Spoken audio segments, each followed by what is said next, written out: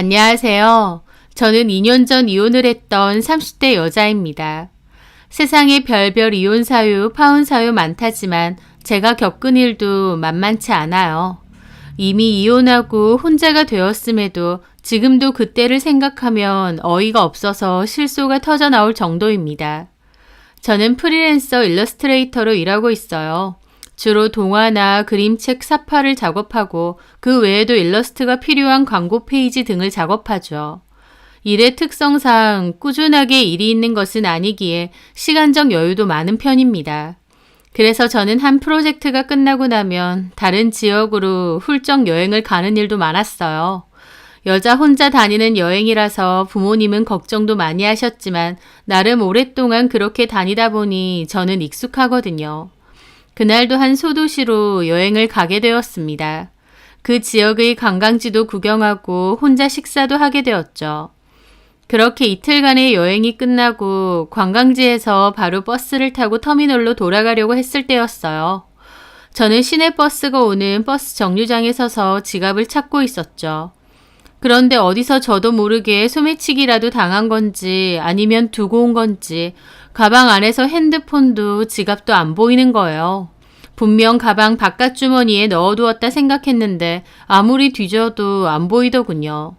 그렇게 오는 시내버스도 놓쳤습니다. 이미 해는 지고 있었고 다음번에 오는 시내버스를 타야 터미널로 제때 가서 서울로 가는 막차버스를 탈 수 있었어요. 그런데 외진 동네에서 핸드폰과 지갑 둘 다 안 보이니 눈앞이 컴컴하더라고요. 배낭 안에는 이런저런 짐도 많다 보니 마구 헤집으며 찾고 있었어요. 그렇게 제가 정류장에서 쩔쩔매고 있었는데 한 남자가 다가왔습니다. 저기 괜찮으세요? 제가 얼굴이 사색이 돼서 가방을 뒤지고 있으니 한 남자가 염려스러운 얼굴로 물어본 것이었죠. 저는 경계심 때문에 단박에 괜찮다고 했습니다. 낯선 곳의 낯선 남자였고 제 상황이 이렇다고 말할 순 없었죠. 하지만 좀 있다 보니 어쩔 도리가 없었습니다. 곧 시내버스가 올 예정이었고 그 버스마저 놓치면 저는 제 시간에 절대 터미널로 갈 수 없을 것 같았거든요. 그래서 저는 마지못해 그 남자에게 부탁을 하게 되었죠.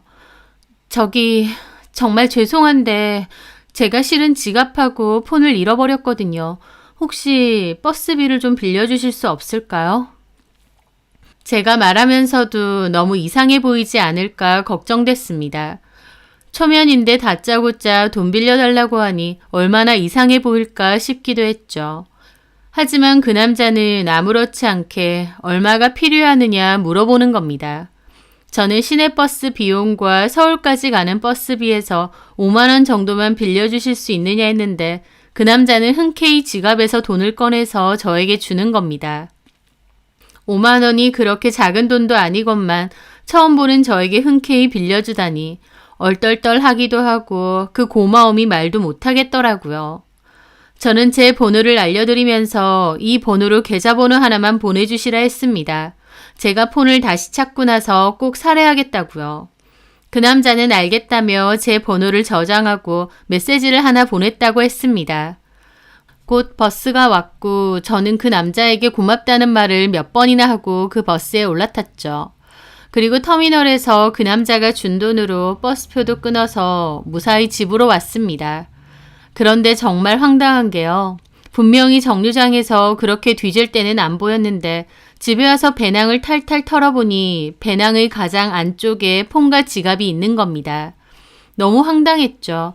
왜 아까는 그렇게 찾아도 없었을까 싶기도 하고 내가 바본가 싶기도 하고 배낭 안에 여벌의 옷도 있고 이런저런 물건이 복잡하게 많긴 했는데 그래도 멀쩡히 안에 있는 지갑과 폰을 못 찾은 것이었죠. 하여튼 저는 그렇게 폰을 찾았고 그 남자가 보내준 메시지를 봤습니다. 그 남자는 폰 꼭 찾길 바래요 라고 보내놨더라고요. 저는 그 남자에게 전화를 걸었고 감사하다는 이야기를 몇 번이나 전했습니다. 그리고 바로 계좌번호를 알려달라고 했어요. 하지만 그 남자는 바로 안 줘도 괜찮다며 혹시 서울에 사시느냐 물어보더라고요. 저는 맞다고 했고 그 남자는 자기도 서울에 일이 있어서 종종 올라온다고 했습니다. 그러면서 괜찮으면 차라리 만나서 직접 달라고 하는 거예요. 제가 급한 상황에 도움을 받긴 했지만 그날 처음 본 사람이기에 그 제안이 당황스럽기도 했습니다. 하지만 이상하게도 제 마음이 별로 거절하고 싶지 않았어요. 그 남자는 저랑 나이도 비슷해 보이는 데다 인상도 좋아 보이고 이상한 사람 같지는 않았거든요. 그래서 저도 알겠다며 엉겁결에 약속을 잡게 되었던 겁니다. 그리고 주말에 그 남자와 약속 장소에서 만나게 되었습니다. 저는 너무 감사했다고 인사하며 돈을 돌려주었어요. 그리고 근처에서 커피 한 잔도 사겠다고 했죠. 저희는 인근의 카페에 가서 커피를 한 잔 했고 그날 사실 집에 가서 보니 배낭에 폰하고 있더라는 얘기를 했어요. 그랬군요. 제가 영 777 못하다 보니 한 번씩 그렇게 어처구니 없는 짓을 해요. 배낭 안에 있는 줄도 모르고 돈까지 빌리고. 뭐 어때요? 그럴 수도 있죠.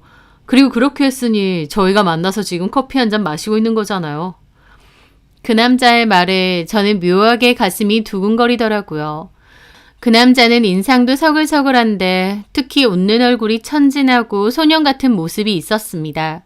매너도 좋고 목소리도 나긋나긋하고 굉장히 매력적인 남자였죠. 어쩌면 그 남자 인상이 나쁘지 않았기에 저도 그 자리까지 나온 것일지도 모릅니다. 그렇게 카페에서 서로 하는 일도 얘기하고 대화를 꽤 나눴어요. 그 남자는 제가 여행을 갔던 그 지역에서 거주하고 있고 지역 관련 특산물 사업을 하는데 서울 판매점에도 연계가 되어 있어서 한 번씩 올라온다고 하더라고요. 한 두어 시간 얘기했는데 그 남자는 기차 시간이 다 되었다고 하며 그만 내려가야 된다고 하는 거예요. 그런데 그렇게 헤어지는 게 좀 아쉬웠습니다. 그만큼 대화를 나눌 때 너무 재밌고 즐거웠거든요. 그 남자는 자리에서 일어나기 전에 이제는 돌려받을 돈은 없지만 혹시 또 연락해도 되느냐 물었어요. 저는 그래도 된다고 했죠. 그리고 그 남자는 돌아가는 길에 저에게 문자를 보내 오늘 너무 즐거웠다고 그때 돈 빌려준 거 잘한 것 같다며 다음에 또 보고 싶다고 연락이 왔어요. 그 문자를 받는 순간 엄청 마음이 떨리더라고요. 한동안 연애도 안 했는데 오랜만에 연애 세포가 깨어난 기분이라고나 할까요? 그게 그 남자와 저의 시작이었습니다. 무슨 드라마처럼 우연으로 시작된 만남이었죠. 물론 그 끝은 결코 드라마 같지 않았지만요. 어쨌든 그 남자와 저는 멀리서 지내면서 연락을 주고받게 되었고 그 남자가 이따금씩 서울로 올라오면 만나게 되었습니다. 사는 지역이 멀다 보니 자주 못 만나게 되었고 그렇기에 더 애틋하고 그리운 감정이 쌓이더라고요. 한 번씩 보면 너무 좋고 헤어지고 싶지 않았습니다. 그 남자는 성격이 차분하고 매력적인 사람이었어요. 저는 그 남자에게 푹 빠졌죠. 그 남자와 제가 8개월 넘게 사귀었을 무렵 조금 이르긴 하지만 그 남자는 저에게 결혼을 이야기했습니다. 저랑 장거리 연애를 하며 헤어지는 게 너무 아쉽다고 하면서요. 그러면서 저는 프리랜서라 집에서 주로 일을 하고 장소에 구애받지 않으니 자기가 사는 지역으로 내려오면 어떻겠느냐 했습니다. 저도 그 남자와 만나오면서 그 남자에게 푹 빠져 있었고 결혼 생각도 좀 있었습니다. 그리고 만약 결혼을 한다면 상대적으로 움직임이 자유로운 제가 그 남자가 사는 지역으로 내려가는 게 맞다고 생각했었어요.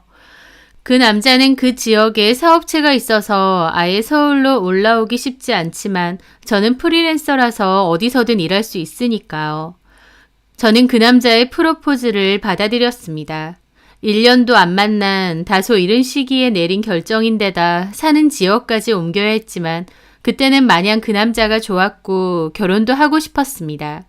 그렇게 결혼 이야기가 본격적으로 오갔고 양가 부모님 상견례도 했어요. 남친 쪽은 부모님이 이혼을 하셨고 남친은 어머님, 아버님 한 번씩 왕래하며 지낸다고 했습니다. 하지만 아버님은 먼 지역에 살기 때문에 주로 어머님하고만 왕래가 많다고 했죠. 어머님과 아버님은 서로 연락은 아예 안 하고 지내신다곤 하는데 그래도 상견례 때와 결혼식 때는 두 분 다 참석해서 같이 앉으셨고요. 저희 부모님은 남친이 성실하게 사업체 운영하고 있고 성격도 싹싹하고 호감이라며 좋아하셨어요. 그렇게 일사천리로 결혼을 진행했습니다. 신혼집은 어머님 댁에서는 20분 정도 거리의 아파트로 들어갔습니다. 신혼여행 끝나고 저희가 어머님 댁에 인사드리러 갔는데 어머님 하시는 말씀이 너네끼리만 잘 살면 된다. 자주 올 필요 없어. 내가 부르는 거 아니면 올 필요 없다. 알았지? 라고 하셨어요. 저는 어머님이 정말 쿨하시구나 싶어 놀랐습니다. 그 지역이 좀 오래되고 외진 소도시였는데요. 보통 그런 동네일수록 생각도 옛날 사고방식에 갇혀 있으신 분들도 많잖아요. 하지만 저희 어머님은 신식이고 세련된 마인드를 갖고 계시다고 생각했습니다. 말만 그러시는 게 아니라 진짜 꼭 필요할 때 아니고서는 올 필요 없다고 안 부르시는 분이었고 또 집안 행사가 있어서 간다고 해도 몇 시간 있으면 피곤하니 그만 돌아가라고 잘 그러셨죠. 게다가 저희한테 애는 언제 낳을 거냐, 소식 없느냐 등의 이세 문제도 일절 안 물어보셨습니다. 신혼초라서 그런 것도 있었겠지만 저희가 알아서 하라고 놔두시는 느낌이었죠. 같은 지역에 살지만 저에 대해서 전혀 터치도 없으셨고 따로 연락도 안 하셨어요. 저보고도 굳이 먼저 연락할 필요 없다고 하셨고요. 너네는 너네 알아서 살아라, 나 신경 쓰지 말아라 라는 게 확고하신 분이었습니다. 며느리인 제 입장에선 너무 좋았죠. 그렇게 저는 새로운 보금자리에서 신혼살림을 시작했습니다. 남편과도 사이가 좋았고 행복했어요. 그런데 그때도 한 번씩 이상한 부분은 있었습니다. 남편이 하루는 제가 집에 온 줄도 모르고 방에서 뭔가를 보고 앉아 있는 거예요. 가까이 다가가서 보니 웬 아이 사진이더라고요. 이게 누구야? 등 뒤에 제 말에 남편의 의자에서 굴러 떨어질 정도로 놀라서 보더라고요. 언제 왔어? 인기 좀 못 들었는데. 아까 왔는데 못 들었어? 근데 뭘 그렇게 놀라? 놀라긴 집에 나밖에 없는 줄 알았는데. 참나, 뭐 죄졌어? 근데 그 애는 누구야? 누군데 그렇게 애틋하게 쳐다봐? 혹시 나 몰래 애라도 숨겨놨어? 제 말에 남편은 펄쩍 뛰더라고요. 뭔 소리 하는 거야? 승진이잖아. 승진이? 아, 승진이 어렸을 때야? 승진이는 남편의 조카입니다. 남편에게는 5살 많은 누나가 있는데 누나분은 일본으로 이민을 갔어요. 그래서 저도 결혼식 때 딱 한 번 봤습니다. 그때 조카도 같이 왔는데 중학생이었거든요. 그런데 그 조카의 어린 시절이라는 겁니다. 조카에 대한 사랑이 엄청 애틋하네. 귀엽잖아. 이때만 해도 얼마나 귀여웠는데. 지금은 뭐 목소리 걸걸해가지고 다 컸지 뭐. 어디 나도 좀 봐. 저는 사진을 같이 봤습니다. 사진 속 승진이는 4살 정도의 어린 모습이더라고요. 너무 귀엽다. 자기하고도 많이 닮았고. 그치. 그런 말 많이 들어. 내가 삼촌이니까 닮는 게 당연하지. 그러게. 지금은 이때 모습 거의 없는 것 같아. 그런데 조카 사진을 뚫어져라 보는 남편을 보고 저도 기분이 좀 색다르더라고요. 조카의 어린 시절을 저렇게 애정 있게 볼 정도로 아이를 좋아하는구나 싶기도 했거든요. 조카도 저렇게 예뻐할 정도면 본인 자식은 얼마나 예뻐 죽을까 싶었던 거죠. 남편도 딱히 저에게 임신에 대한 이야기를 안 했고 저도 당장은 신혼생활을 즐기고 싶었기에 별 말을 안 했었습니다. 계획도 없었고요. 그런데 남편의 그런 모습을 보고 사실은 아이가 갖고 싶었던 건가? 라는 생각이 들더라고요. 그래서 남편에게 우리 아이 좀 빨리 가질까? 물어봤었죠. 그런데도 남편은 우리가 나이가 많은 것도 아니고 천천히 가져도 되지 뭐. 자기도 신혼기간 충분히 즐기고 싶다며. 자기도 이 지역으로 내려와서 적응하기도 힘든데 애까지 키우려면 더 힘들잖아. 천천히 가지자. 또 아이를 갖고 싶다고 바로 생기는 것도 아니고 자연스럽게 생기면 낳는 거지. 라고 하더라고요. 몰래 조카 어릴 때 사진까지 볼 정도라서 아이를 빨리 갖고 싶은가 보다 했더니 또 그건 아니었나 싶었어요. 그런데 그 후 저는 또 이상한 일을 한 번 더 겪었습니다. 그때쯤 제가 일이 많아서 며칠간 일을 하고 있을 때였어요. 출판사랑 계약된 일러스트 삽화 작업을 하고 있었는데 겨우 일이 다 끝나서 출판사로 완성된 이미지를 넘겼습니다. 며칠 동안 일하느라 바빠서 집안일도 소홀히 했기에 그날은 밀린 집안일을 좀 했어요. 그리고 저녁엔 남편에게 스테이크라도 해줄까 싶더라고요. 그 동네는 좀 시골 동네라서 딱히 레스토랑이 없거든요. 그래서 제가 15분 정도 되는 마트로 차 끌고 가서 고기를 직접 사와서 해야 합니다. 저는 장바구니를 챙겨 들고 마트로 갔어요. 그리고 스테이크용 고기를 사고 가니쉬로 곁들여 먹을 야채를 사려고 코너를 돌 때였습니다. 저는 그 순간 제 눈을 의심할 수밖에 없었어요. 찰나였지만 분명 저희 남편이 마트 밖으로 나가는 것이 보였거든요. 남편 혼자가 아니라 웬 여자랑 아이도 같이 있는 게 보였죠. 이 시간은 한창 일한다고 바쁠 시간인데 남편이 마트에 있을 이유도 없고 더더군다나 옆에 모르는 여자와 아이도 있었다 보니 깜짝 놀랐죠. 가족처럼 보였거든요. 멀리서 본 거긴 하지만 분명 얼굴이나 옷차림이 저희 남편 같았던 저는 카트를 놔두고 뭐에 홀린 것처럼 출입구로 달려나갔습니다. 하지만 나와보니 남편도 그 여자도 보이지 않았어요. 혹시나 해서 주차장을 둘러보는데 남편 차도 없더라고요. 내가 순간 착각했구나 싶었습니다. 그런데도 기분이 뭔가 이상했어요. 분명 남편이었던 것 같은데 라는 생각을 떨칠 수가 없더라고요.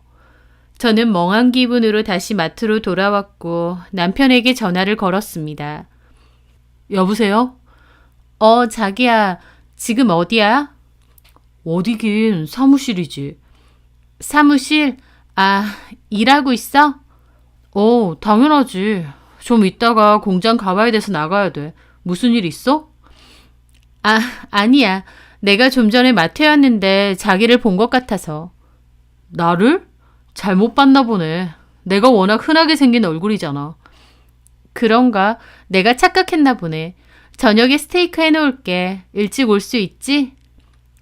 그럼 일찍 갈게. 그렇게 전화는 끊겼습니다. 아무렇지 않은 남편의 목소리를 들으니 역시 내가 착각했나 보다 생각하고 넘어갔죠.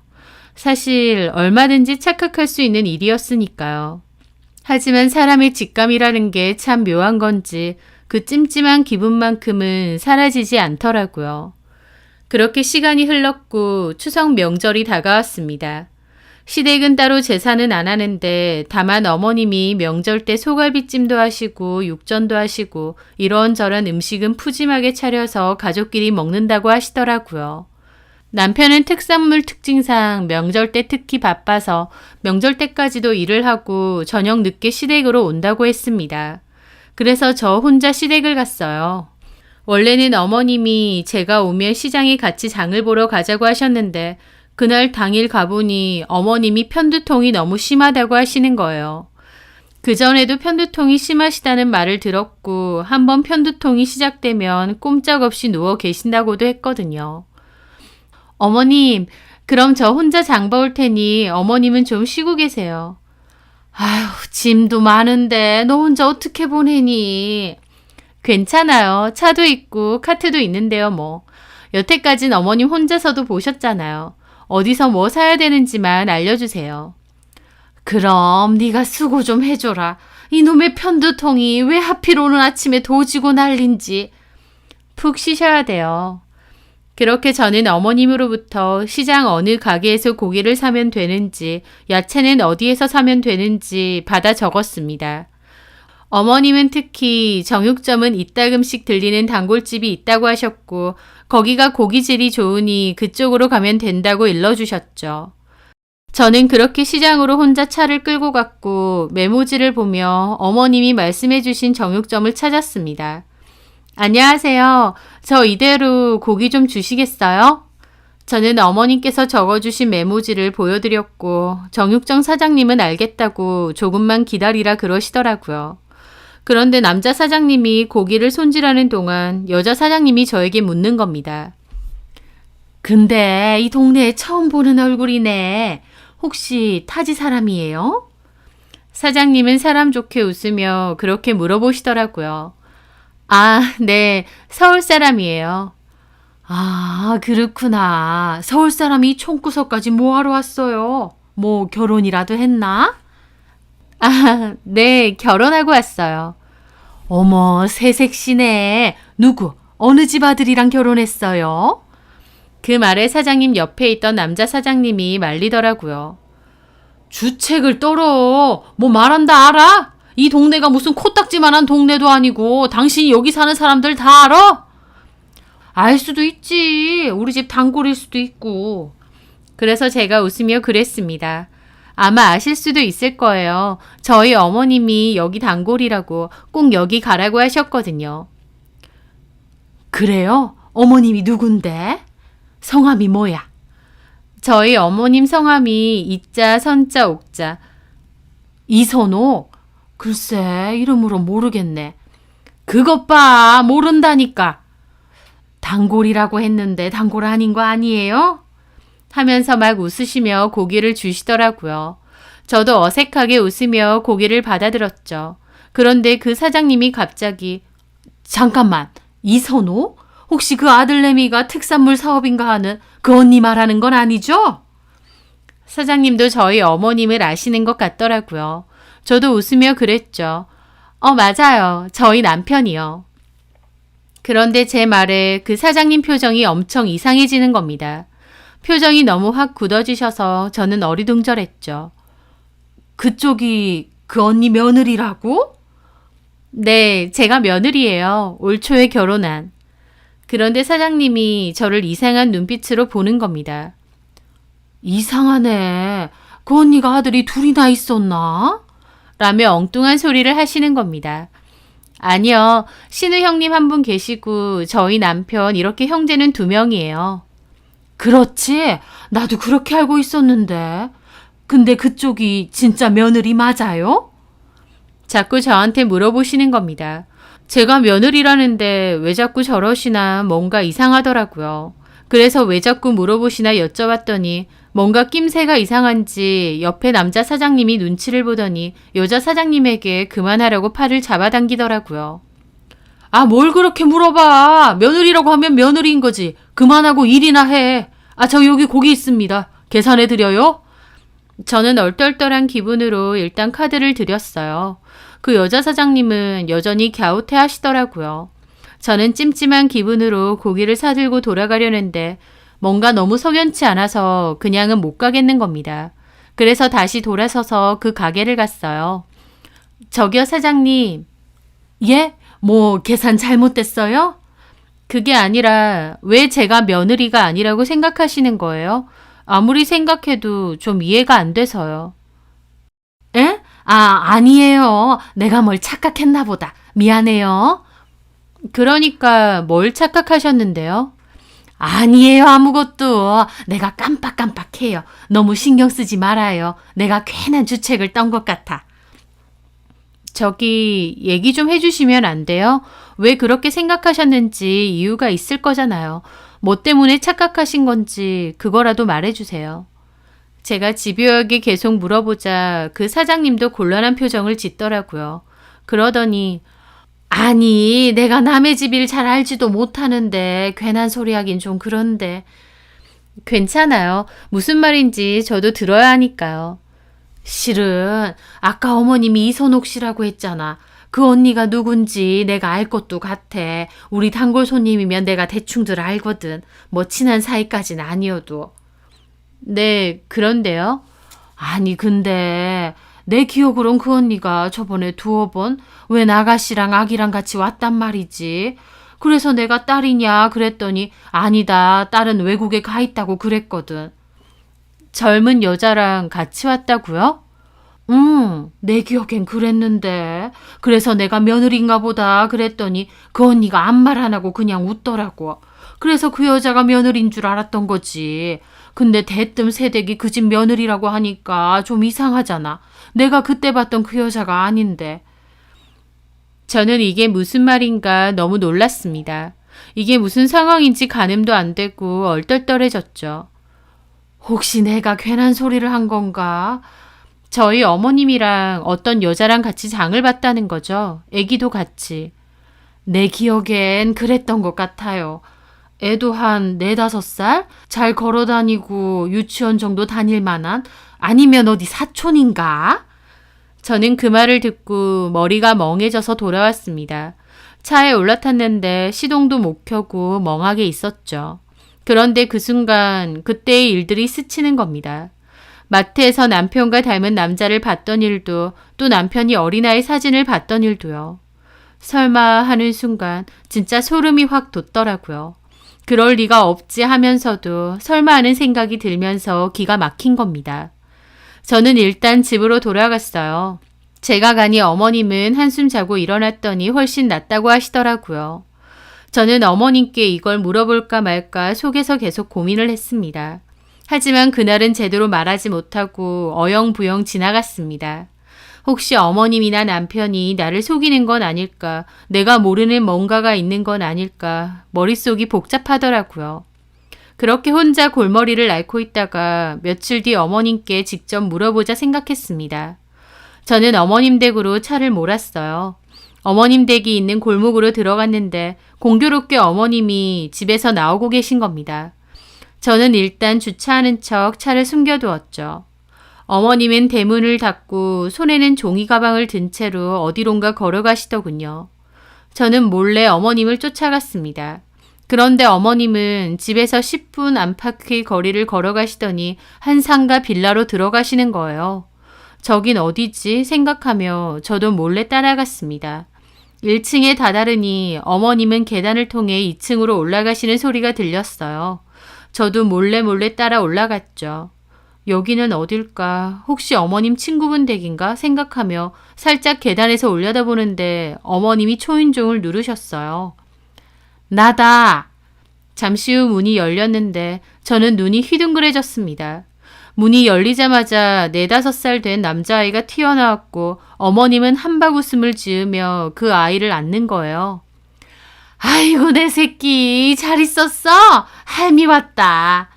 저는 이게 뭔가 싶어서 보고 있는데 그 뒤로 한 여자가 문을 열더라고요. 오셨어요? 그래 왔다. 명절이라서 은빈이랑 같이 먹으라고 음식도 좀 싸왔다. 아, 네. 저 좀 이따 나가야 되거든요. 어머님이 한 3시까지 봐주실 수 있죠? 알았다. 나한테 맡기고 나갔다 와. 하면서 문을 닫고 들어가시더라고요. 저는 얼떨떨한 기분으로 멍하게 앉아 있었습니다. 분명히 어머님은 그 아이 보고 할미라고 했고 그 여자는 어머님더러 어머님이라고 했어요. 어머님한테 아들이라곤 저희 남편밖에 없는데 이게 무슨 상황인가, 저 여자와 아이는 누구인가 싶었죠. 혹시 어머님이 남편 말고 아들이 또 있나 싶기도 했습니다. 하지만 만약 그렇다면 그걸 저한테 숨길 이유가 없잖아요. 저는 도저히 안 되겠다 싶었어요. 그래서 그 집으로 가서 초인종을 눌렀습니다. 누구세요? 저는 뭐라고 해야 될지 몰라 가만히 있었습니다. 누구세요? 저기 문 좀 열어주세요. 누구신데요? 방금 저희 어머님 이 집에 들어가신 것 같은데 저 그분 며느리거든요.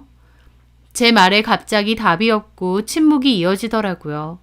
저는 인터폰이 끊겼나 싶어서 다시 초인종을 누르려는데 문이 확 열리더니 어머님이 놀란 얼굴로 저를 보고 계신 겁니다. 네가 여기 어떻게... 어머님, 너 여기 어떻게 알고 왔어? 나 따라왔니? 네, 여기 누구 집이에요, 어머님? 저는 어머님 너머로 한숨 쉬며 서 있는 여자도 보았습니다. 그리고 멀뚱하게 서 있는 남자아이도 보았고요. 누구예요? 저 여자랑 저애? 혹시 제가 생각하는 거 아니죠? 저 안으로 좀 들어갈게요. 저는 그렇게 안으로 들어가려고 하니 그 여자가 놀라서 막는 겁니다. 어딜 들어와요? 누구세요, 그쪽은? 왜 저희 어머님더러 어머님이라고 부르시는 거예요? 저기 일단 애 있으니까 다음에 얘기하죠. 아니요. 저는 지금 들어야겠는데요. 어머님 지금 얘기해 주세요. 이 여자는 누구고 이 애는 누구예요? 설마 현준 씨예요? 그게 정말 현준 씨애 맞아요? 저기요. 애도 있는데 왜 소란 피우시는 거예요? 저는 황당히 죽겠는데 그 여자는 도리어 저보고 뭐라고 하는 겁니다. 어머님은 쩔쩔매면서 저한테 그러시더라고요. 저기 세영아, 나랑 얘기하자. 나가서 나랑 얘기 좀 해. 저는 일단 어머님과 그 집을 빠져나왔습니다. 그리고 그 빌라 앞 공원 벤치에 앉았어요. 이제 얘기해 주세요. 이게 다 어떻게 된 건지. 어머님은 깊은 한숨을 내쉬며 말을 해주셨는데 너무 충격이었습니다. 그 여자는 남편하고 과거에 한 달 정도 사귄 여자라고 합니다. 제대로 사귄 것도 아닌 가볍게 만난 사이라고 하더라고요. 그렇게 잠깐 만나고 헤어졌는데 그 후 2년이 지나고 나서 갑자기 남편을 찾아왔대요. 어린 애를 안고요. 그 아이가 남편 애라고 했답니다. 남편에게 말도 안 하고 아이를 낳고 혼자 키웠던 거죠. 남편 그 사실을 어머님께 말했고 유전자 검사도 했는데 남편 친자 맞답니다. 그 여자는 애도 있으니 책임지라고 했다는데 남편은 그 여자가 너무 싫어서 양육비는 줄 테니 혼자서 키우라고 했답니다. 하지만 어머님은 그래도 손주다 보니 너무 눈에 밟히셨대요. 그래서 빌라도 하나 얻어주고 오며 가며 애를 돌봤다고 합니다. 남편도 그 여자가 싫긴 하지만 그래도 아들이라고 눈에 밟혔는지 한 번씩 찾아도 가고 아들이 가자고 하면 어디 놀러도 가고 했나 보더라고요. 그 여자도 같이요. 어머님은 남편과 제가 결혼하기 전까지는 그래도 그 여자를 며느리처럼 생각해서 같이 다니기도 하고 손주도 자주 집에 데리고 와서 돌보셨다 하더라고요. 하지만 그 후에 남편과 제가 결혼을 하고 나선 저 몰래 어머님만 이 집에 와서 손주 보고 왕래를 했다는 겁니다.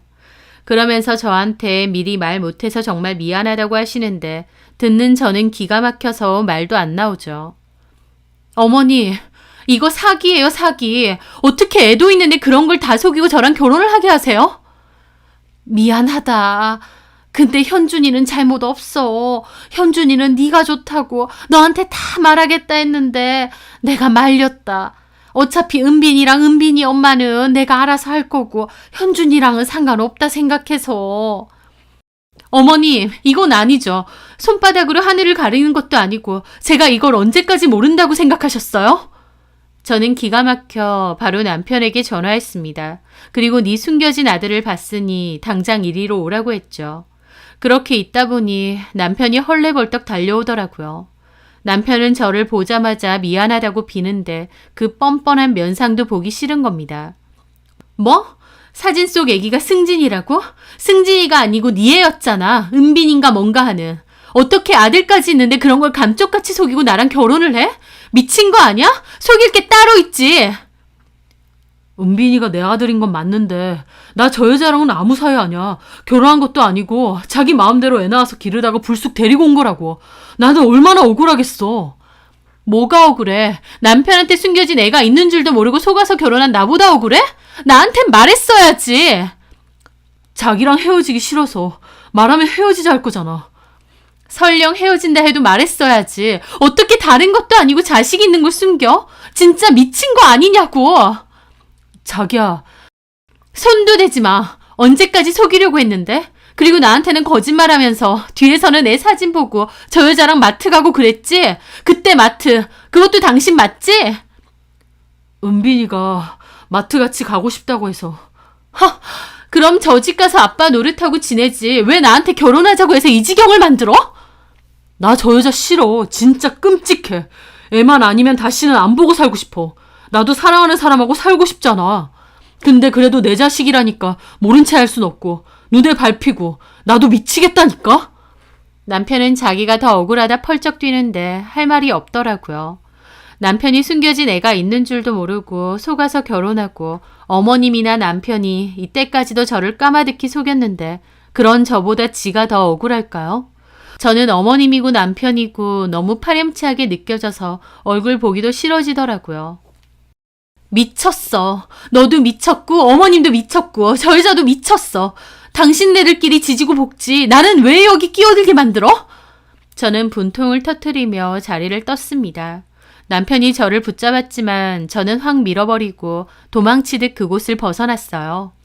그 후 저는 집에 가자마자 제 짐 간단하게 싸서 친정으로 올라갔습니다. 저희 부모님 제 얘기 듣고 화가 머리 꼭대기까지 나셨어요.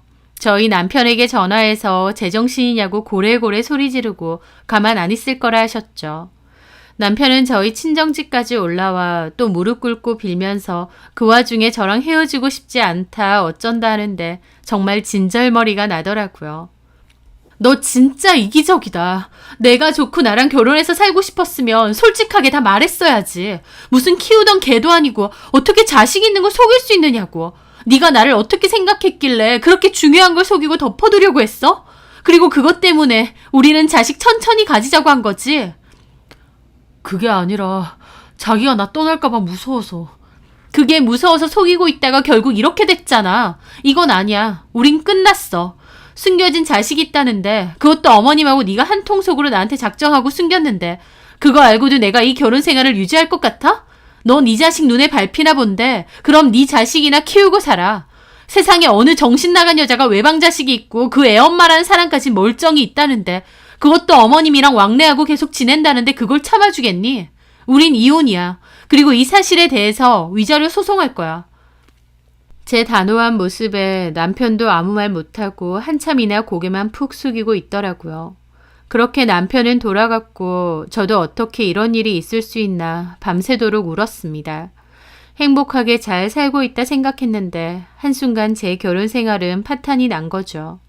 많이 사랑했기에 그 배신감도 너무 크더라고요. 남편 하나 믿고 타지까지 내려갔는데 거기서 행복하게 잘 살 거라고 생각했는데 남편은 저에게 절대 숨겨서는 안 될 엄청난 비밀을 숨겨두고 있었던 겁니다. 그렇게 저는 이혼 소송과 위자료 소송을 걸었어요. 숨겨둔 자식이 있다는 게 너무 큰 이혼 사유였기에 결과는 불보듯 뻔했습니다. 하지만 어머님과 남편이 위자료를 좀 더 준다고 하면서 소송 끝까지 가지 말고 협의로 끝내자고 했어요. 저도 소송하느라 시간 계속 끌고 싶지도 않고 그 인간들하고 엮여있는 것도 싫었어요. 그래서 협의하고 위자료 명목이 돈 받아내고 이혼해버렸습니다. 결코 속이 시원하지도 않았고 너무나도 씁쓸하기만 하더라고요. 한동안은 마음의 상처가 커서 우울하기도 했습니다. 주변 사람들이 제 이혼 사유를 알고 뒷말을 할까봐 누굴 만나기도 싫더라고요. 하지만 시간이 약이라는 말처럼 점차 시간이 지나고 나니 저도 조금씩 털어졌습니다. 그리고 2년 정도 지난 지금 이제는 참 어이없는 일을 겪었구나 그냥 씁쓸한 웃음으로 그 일을 회상할 수 있는 정도가 되었습니다. 이혼 후에는 따로 전 남편과 연락한 적이 없어서 어떻게 사는지는 모르겠어요. 사진을 몰래 훔쳐볼 정도로 자식에 대한 그리움이 있던 사람이니 그 아이 키우며 알아서 살겠죠. 저를 정말 사랑했다면 저와 남은 여생을 함께하고 싶다면 그렇게 하면 안 됐습니다. 자식이 있다는 사실을 솔직하게 말하고 설령 제가 이별을 한다고 해도 받아들일 마음이 있었어야죠. 전 남편의 행동은 너무나도 비겁한 회피일 뿐이었습니다. 저는 아이와 별개로 그런 남자랑 남은 인생을 함께할 생각이 없었고 그때 그렇게 바로 끝을 낸 게 지금 생각해도 잘한 일이다 싶습니다. 우연 같은 만남이었고 저희는 운명일지도 모른다 생각한 적도 있어요. 하지만 돌이켜 생각해보면 제 짧은 결혼 생활은 거짓과 기만밖에 안 남은 것 같기도 합니다. 이제는 많이 털어냈으니 그때 일은 씁쓸한 하나의 기억으로 묻어두고 앞날만 보며 살아가려 합니다. 제 사연 들어주셔서 감사합니다.